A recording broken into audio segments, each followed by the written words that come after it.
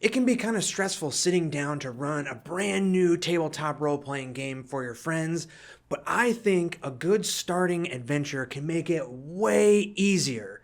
So let's talk about what makes an excellent first-time adventure. Now, I've been writing up the introductory adventure for my new game, Starborg. It's Star Wars inspired Morkborg that I've been making with my pal Kyle Latino, who you might know from the Map Crow YouTube channel. Now, the rules are already available on my Patreon, but I think the best way to show off a new tabletop role-playing game is by having a really good short adventure to get the players and the GM started. So what makes a good first adventure? Well, I think there's 5 things, maybe a couple more that I'll throw in there that, things you just gotta have. So first off, and this may seem obvious, but the adventure should be a good example of what it's like to play this game. So Starborg is a hack of Morkborg. Morkborg is this kind of deadly game, so in Starborg, the rebel players will always be up against tough, sometimes impossible odds. They're going to have to use their cunning and smarts to avoid danger as much as they can. Now, my starting adventure takes place on a mysterious moon inside a secret facility, and the Legion, who are like kind of our version of the Empire, are on their way, so the players have limited time to explore and figure out what's going on before they're overwhelmed by all of the bad guys. There's challenges spread out through this entire moon base that can test the player's ability. Get the players to actually use the mechanics of the game, right? So stuff like locked doors and short-circuited control panels are perfect for the bot and technician class.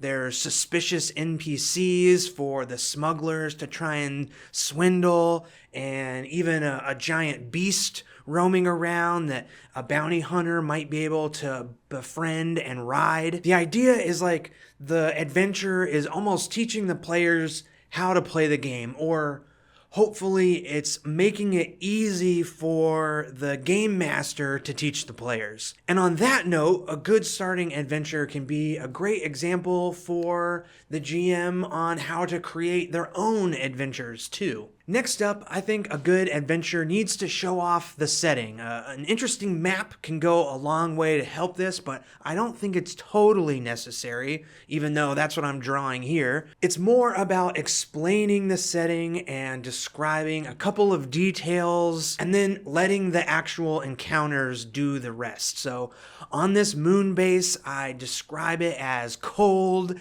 and utilitarian, but behind the flat gray wall panels are a mess of poorly designed wires and conduits. It's a Legion base, so it's an unfriendly gray structure amongst the colorful stars. Now, obviously, I'm writing up a Star Wars inspired adventure here, so a good moon base has to have a bottomless pit and some security bots.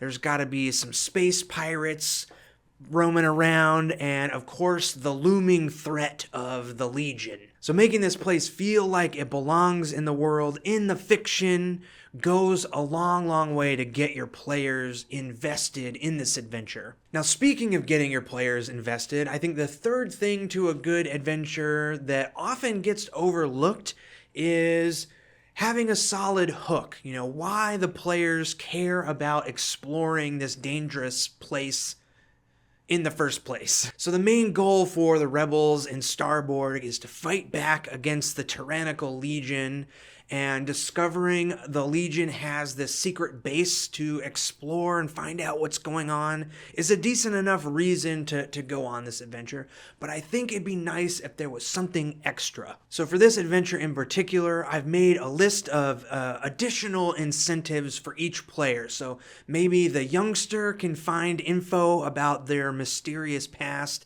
in the legionary records, or the smuggler has the opportunity to steal some high-tech Legion equipment to help pay off their debts to their crime lord, or the Magi Knight might discover a cunning way to avoid the dragoon that has been pursuing them for years. I also love including a good mystery in all of my adventures, letting the player's choices slowly reveal what's going on in this place is a great motivation to keep them exploring and moving through this location. Now, I'm not going to spoil the mystery of this adventure here, but if you're interested in all this and seeing how it turns out, check out my Patreon.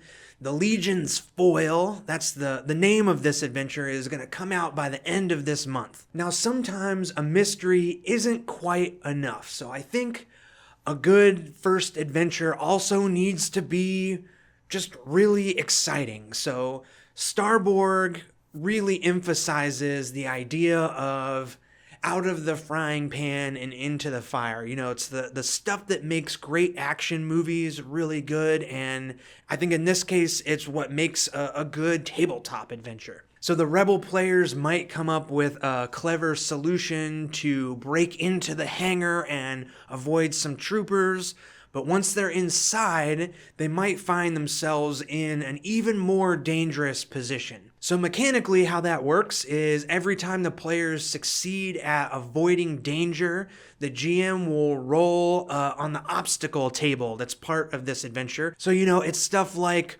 one of those alien beasts could show up, or a fire breaks out, or the alarm goes off, or the Legion arrives. The danger is always escalating.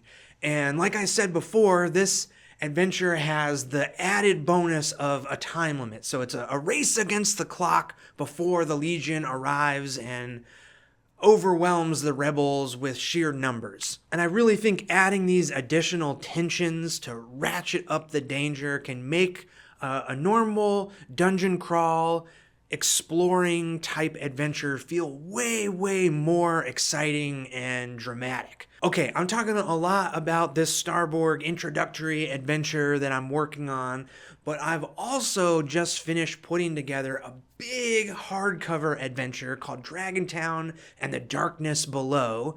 It's a system-neutral fantasy adventure, and when I wrote this thing, the at least the first few chapters, I really wanted to be like my ideal version of a cool starting adventure. Dragontown is a fantasy town in peril where the players get to save the day. And then hopefully they keep going through the other chapters and end up saving the world, saving the day again and again. Now, I'll be doing a Kickstarter campaign next month in hope of funding a big print run of this book and an extra cool box set.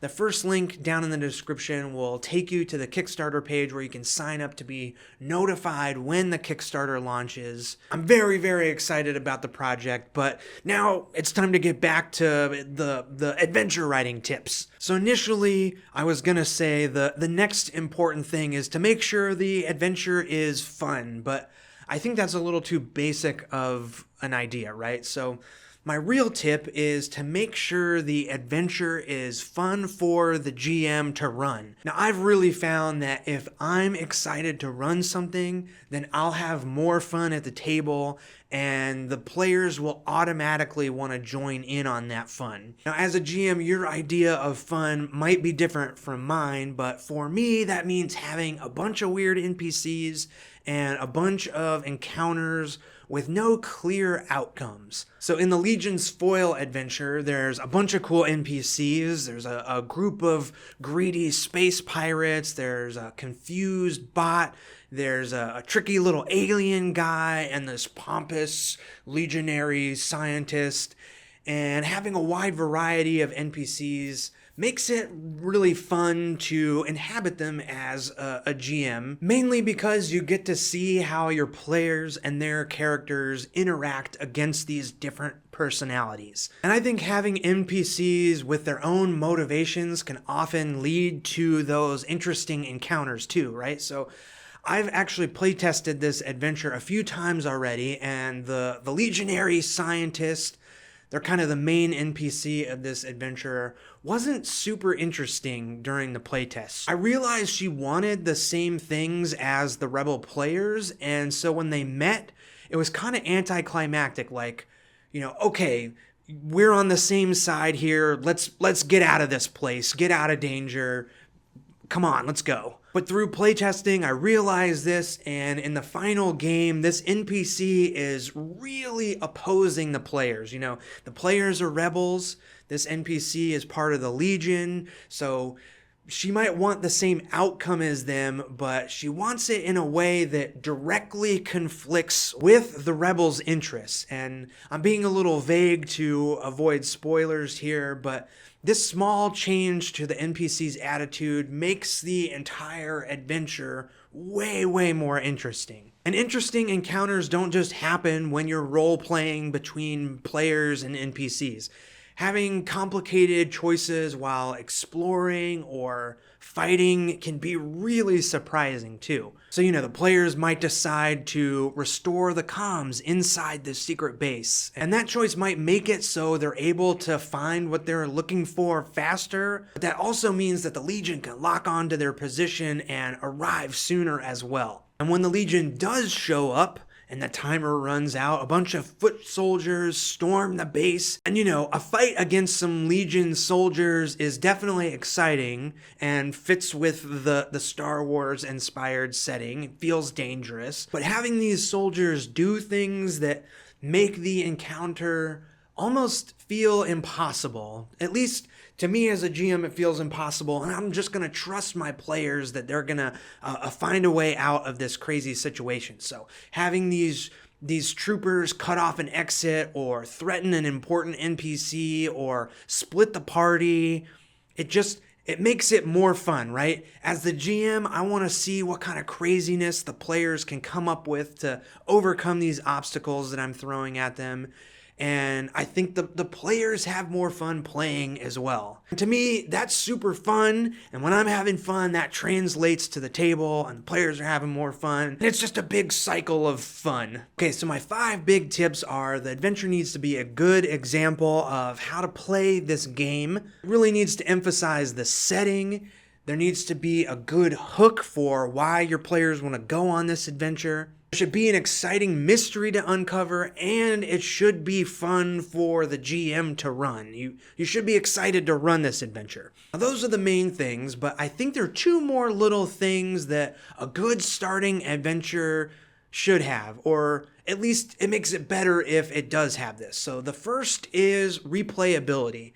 And I'm coming at this as someone who's designing a game that I want people to play and introduce to their friends to. And I want GMs who are excited about Starborg to want to run this adventure multiple times. So my favorite way to add replayability to any adventure is to have good random encounters. So this Legion's Foil adventure will have each room of this moon base listed and what's going on inside, but every time the players enter a new room, they roll a random encounter. So the players might walk into this workshop and there's stuff that's always going on in the workshop, but in this playthrough, they roll a random encounter and find an alien beast eating up the metal scraps.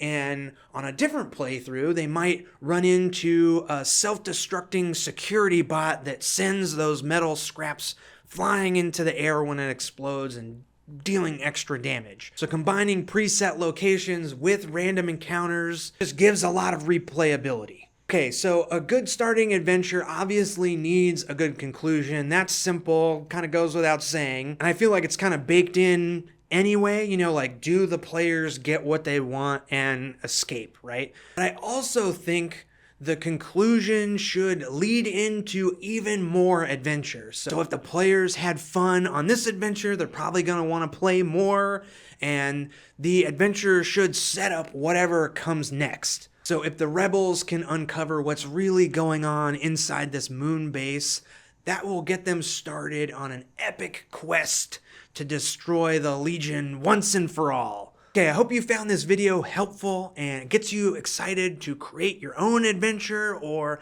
find your favorite starting adventures. And I'd love to hear about your favorite intro adventures in the comments.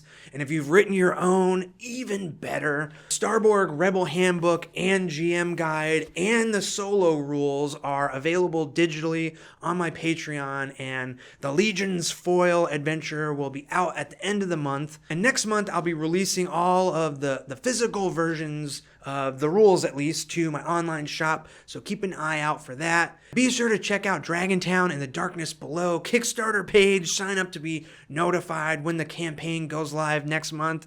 I'm so excited about this big adventure. Can't wait to share it with you all. Thank you so much for watching, and I'll see you in the next one. See ya!